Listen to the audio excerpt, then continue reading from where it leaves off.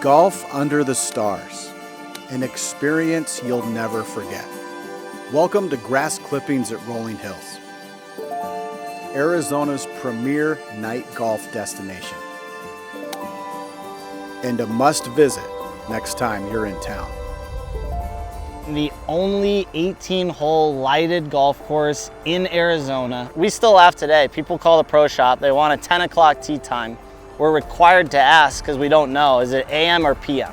While you can play golf all day on this executive par 59, the game doesn't stop when the sun goes down. Tee it up under stadium-quality lights on a course designed for fun, challenge, and a one-of-a-kind atmosphere.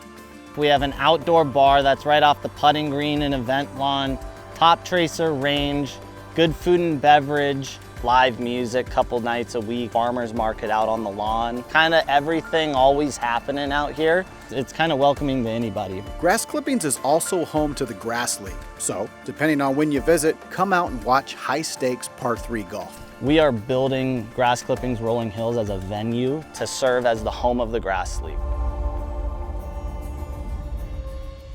We are going to be elevating the property to be that best par 3 golf course in the world, and that's sort of the mantra of the Grass League.